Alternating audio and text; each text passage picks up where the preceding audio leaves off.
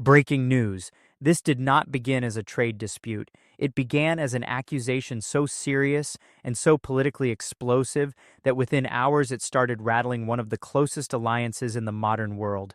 The United States has opened a forced labor investigation involving Canada. Let that sink in. Not China, not a sanctioned regime, Canada. And what happened next was not the quiet diplomatic response Washington may have expected. Mark Carney stepped out in public, answered directly, and signaled that Ottawa was prepared to fight this on its feet, not behind closed doors. What he said, and what his government is doing now, could push this far beyond trade and into the most volatile U.S.-Canada confrontation in decades. Stay with me because the deeper you go into this story, the clearer it becomes. This is not about labor. This is about power, control, and a strategy that could reshape North American trade in real time. Now, let's set the stage because the timeline here matters more than anything. 72 hours ago, the U.S. Commerce Department initiated a formal probe under Section 307 of the Tariff Act. The target, Canadian aluminum, softwood lumber, and agricultural imports. The justification, potential links to forced labor practices. On paper, that sounds procedural. It sounds like routine enforcement. But the moment you scratch beneath the surface, the entire narrative starts to unravel. Canada is not a country known for labor exploitation scandals. In fact, by most international benchmarks, Canada ranks higher than the United States in worker protections, union strength, and wage standards. So why Canada? Why now? Here's where things start to get uncomfortable. This investigation didn't come out of nowhere. It followed weeks of escalating rhetoric from Donald Trump, who has repeatedly framed Canada as an economic threat in recent rallies. He didn't just mention trade imbalances. He went further. He suggested that Canadian industries were undercutting American workers using what he called questionable labor practices. That phrase matters because 2 weeks later, officials in his administration began echoing it. Then came reports of internal discussions about supply chain integrity checks targeting Canadian imports. And now we have a full-scale investigation built on that exact foundation. But here's the part that changes everything. According to multiple sources familiar with internal trade discussions, this probe may not be about proving forced labor at all. It may be about creating enough uncertainty to disrupt Canadian exports at a critical moment right before the 2026 review of the USMCA trade agreement. Think about the timing. Canadian aluminum producers rely heavily on American buyers. Softwood lumber is deeply integrated into U.S. housing markets. Agriculture flows back and forth across the border every single day. You don't need to prove wrongdoing to cause damage. You just need to raise the question. Because once that question exists, buyers hesitate, orders get delayed, contracts get reconsidered, supply chains start shifting. The impact begins long before any official finding is made. And that's exactly what we're seeing right now. Within 48 hours of the announcement, Canadian exporters began reporting hesitation from U.S. partners. Some orders were paused, others were quietly redirected. Millions of dollars in trade activity didn't stop completely. It just slowed enough to create pressure. And pressure in trade politics is everything because it forces the other side to react. It forces them into a position where doing nothing looks like weakness. But here's where Washington miscalculated. They expected a measured response, a diplomatic statement, and quiet negotiations. That's how previous Canadian leaders handled trade tensions. Careful, controlled, behind the scenes. But this time the response was different. This time the response came from Mark Carney, and within hours he changed the tone of the entire situation.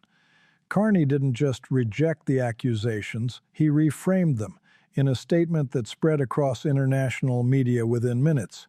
He accused the United States of weaponizing human rights language for economic advantage. He didn't soften the message, he didn't dilute it. He called it exactly what he believes it is, a politically motivated move designed to justify trade restrictions under the cover of moral concern. And then he did something even more strategic. He turned the argument back on the United States itself, because here's the reality that makes this situation so volatile. The United States operates a prison labor system that under its own constitution allows incarcerated individuals to work for extremely low wages. That's not an opinion, that's policy. And Carney used that fact as leverage, not as a rhetorical jab, but as a legal counterpoint. If the U.S. is opening the door to forced labor scrutiny, then Canada can walk through that same door and examine American imports under the same lens. That's when this stopped being a one-sided investigation and started becoming a potential trade war. And now the situation is entering a new phase because behind the statements, behind the headlines, both sides are already preparing their next moves. Legal teams are mobilizing. Trade officials are calculating scenarios. Industries on both sides of the border are bracing for impact. And the most important detail, none of this has officially escalated yet. No tariffs have been imposed. No final rulings have been made. Everything you're seeing right now is happening in the space before the explosion, which means the real question isn't what has happened. The real question is what happens next. Now here's where the situation stops being just political theater and starts becoming something much more calculated, because what Mark Carney did next wasn't just a response.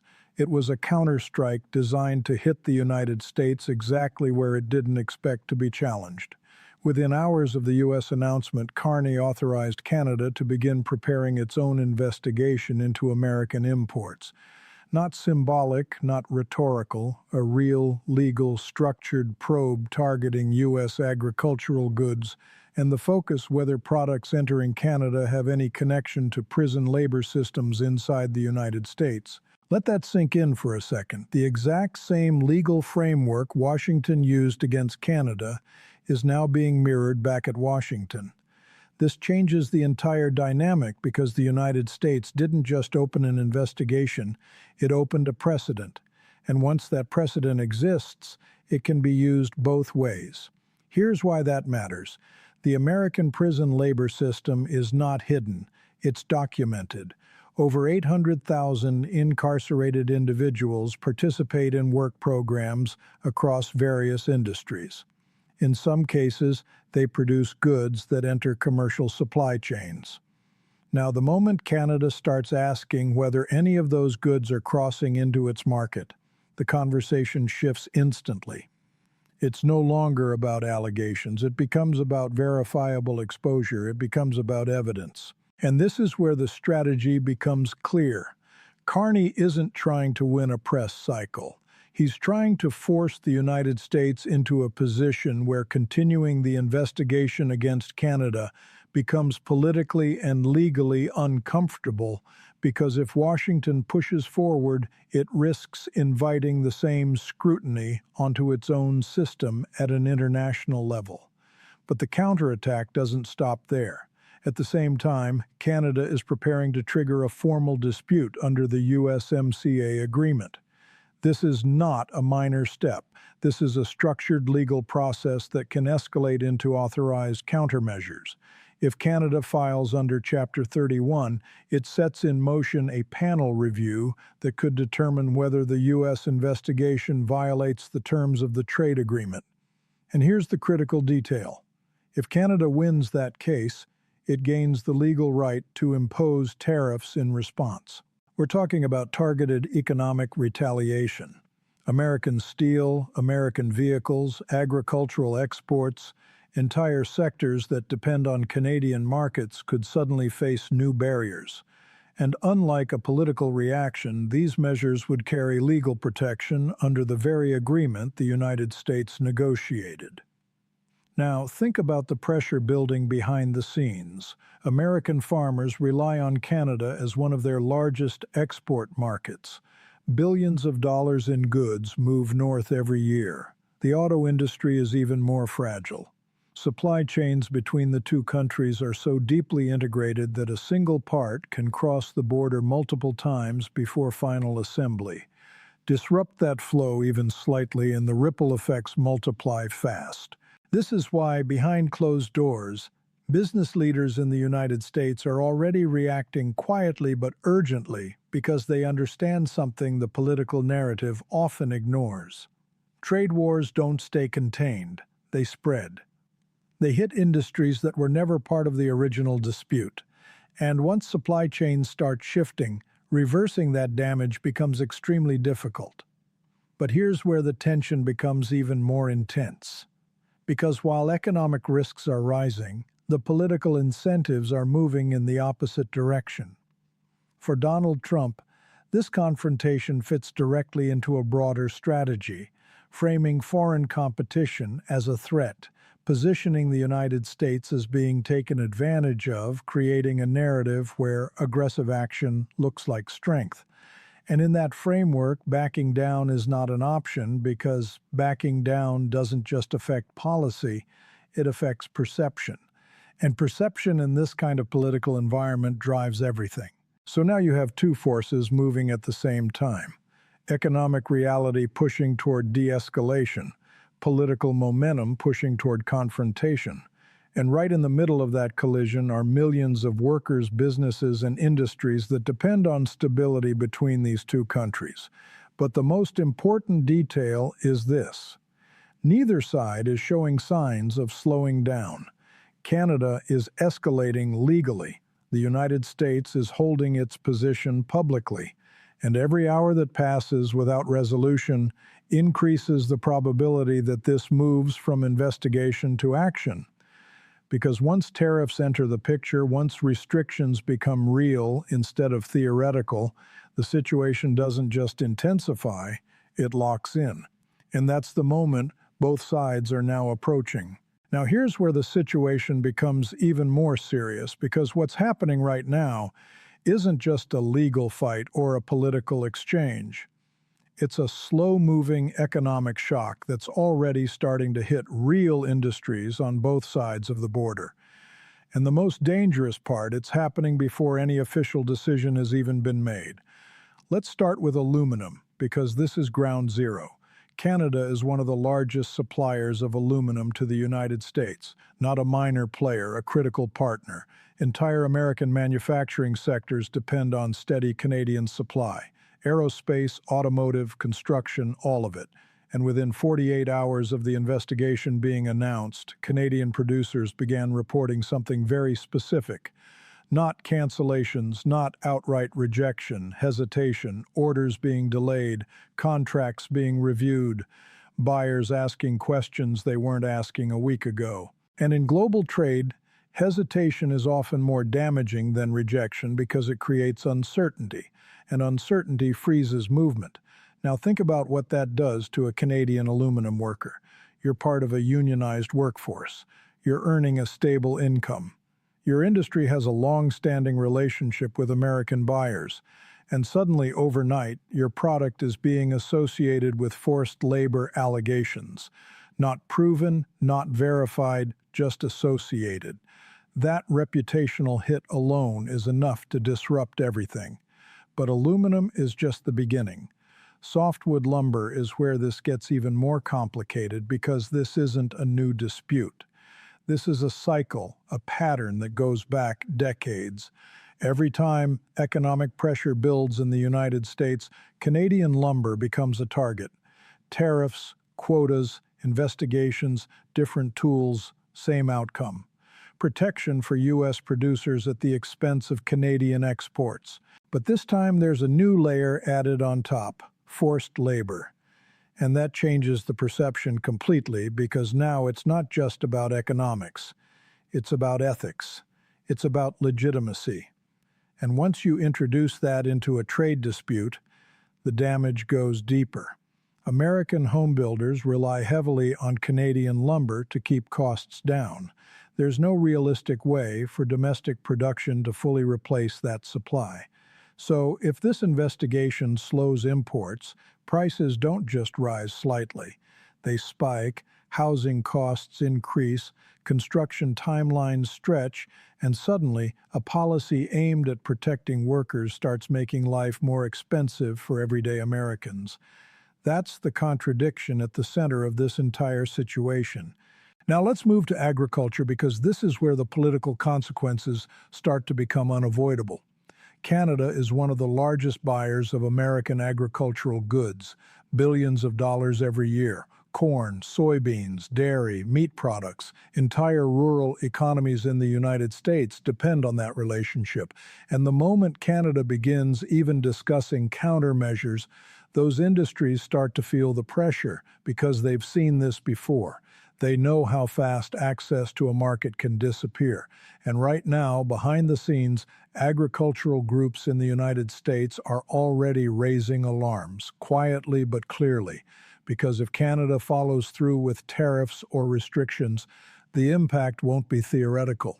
It will be immediate. Lost contracts, surplus supply, falling prices, and those effects don't stay in spreadsheets. They hit farms, they hit families, they hit communities that are already operating on thin margins. But here's where things become even more complex. Because while economic signals are flashing warning signs everywhere, the political messaging is doing the exact opposite. For Donald Trump, this situation reinforces a narrative that has been building for months. The idea that foreign countries, even close allies, are taking advantage of the United States, that American workers are being undercut, that aggressive action is necessary to level the playing field. And when that message reaches voters, it doesn't come with economic models or supply chain data. It comes with emotion, it comes with frustration, it comes with the feeling that someone is finally pushing back. That's why this is so difficult to de-escalate, because from a purely economic perspective, both sides have reasons to step back. The risks are clear, the costs are measurable, the damage is predictable. But from a political perspective, stepping back looks like losing. And losing in this environment is not an acceptable outcome. Meanwhile, on the other side, Mark Carney is operating under a completely different kind of pressure. His response isn't just about trade, it's about credibility. It's about showing that Canada will not accept accusations that undermine its workers and industries without evidence. And so far, that approach is working domestically. Public support is rising. Political opposition is shrinking. Even groups that typically disagree are aligning behind a single message. Canada will push back. That unity changes the equation because it signals to Washington that this isn't a temporary reaction. It's a sustained position. And when both sides become locked into positions that are politically reinforced, the room for compromise starts to disappear. Which brings us to the most important point in this entire section. The economic impact you're seeing right now, this is the early stage. No tariffs have been implemented yet. No final rulings have been issued. No formal penalties are in place. And yet trade is already slowing. Confidence is already weakening. Decisions are already being delayed. Now imagine what happens if this moves to the next level, because once actions replace signals, everything accelerates. Now step back for a moment, because what we're watching isn't just a dispute between two countries. It's something much bigger. This is about how the entire system of international trade is starting to shift under pressure. And if you understand this part, you understand why this situation feels so different from anything we've seen before. For decades, the relationship between the United States and Canada has operated on a simple assumption: stability. Disagreements happened. Yes. Tariffs were imposed. Yes. But underneath all of that, there was a shared understanding that the rules mattered, that agreements like NAFTA and later USMCA created a framework that both sides would respect even when tensions rose. That assumption is now being tested in real time. Because what Donald Trump has done with this forced labor probe has introduced something far more unpredictable into the system. He's blurred the line between enforcement and strategy, between legitimate concern and political leverage. And once that line becomes unclear, every country watching starts asking the same question. If this can happen to Canada, it can happen to anyone. That question is already spreading beyond North America. European officials have begun signaling support for Canada's position, emphasizing the importance of evidence-based trade enforcement. Asian trade partners are quietly reviewing their own exposure to similar actions, because this isn't just about one investigation, it's about whether trade rules are still rules or whether they've become tools. And if they've become tools, then every country needs a backup plan. That's exactly where Mark Carney is taking this. Because while the headlines are focused on the confrontation, the real strategy is unfolding behind the scenes. Carney isn't just defending Canada, he's reframing the entire situation as a test case for global trade reliability. His message is simple but powerful. If the United States can launch a politically motivated probe against one of its closest allies without clear evidence, then no trade relationship is truly secure. That message resonates not because it's dramatic, but because it introduces uncertainty into a system that depends entirely on predictability. And once uncertainty enters the equation, countries start adjusting. They diversify supply chains. They explore alternative markets. They reduce dependence on any single partner, even one as large as the United States. Now think about what that means long term. American economic power has never just been about size. It's been about position and being at the center of global trade networks, being the default partner, the reliable hub that everything connects to. But if countries start questioning that reliability even slightly, the shift doesn't happen overnight. It happens gradually, quietly, one decision at a time. A company decides to source from a different country. A government signs a new trade agreement elsewhere. An investor redirects capital to a more stable environment. Individually, those decisions look small, but collectively they reshape the system. That's why this moment matters so much, because it's not just about whether Canada wins a dispute or whether the United States proves its case. It's about whether the foundation of trust that underpins these relationships holds or starts to crack. And here's where the historical comparison becomes important. In the past, when the United States took aggressive economic action, allies pushed back rhetorically, but rarely structurally. There were disagreements, but not real attempts to build alternatives. That's no longer the case. Today, the global economy is far more interconnected. Communication is instant. Coordination is faster. And most importantly, countries now have more options. They don't have to rely on a single system if that system becomes unpredictable. Which brings us to the most critical shift happening right now. This is no longer just a bilateral issue between two countries. It's becoming a signal to the rest of the world, a signal about how power is used, a signal about whether rules are consistent, a signal about whether alliances still mean something beyond convenience. And the world is watching very closely because, depending on how this unfolds, it will shape decisions far beyond North America. If the United States doubles down, ignores dispute mechanisms, and pushes forward without evidence, it reinforces the idea that trade is now driven by power first, rules second. If Canada successfully challenges this through legal channels and forces a reversal, it sends the opposite message that the system can still function, that agreements still matter.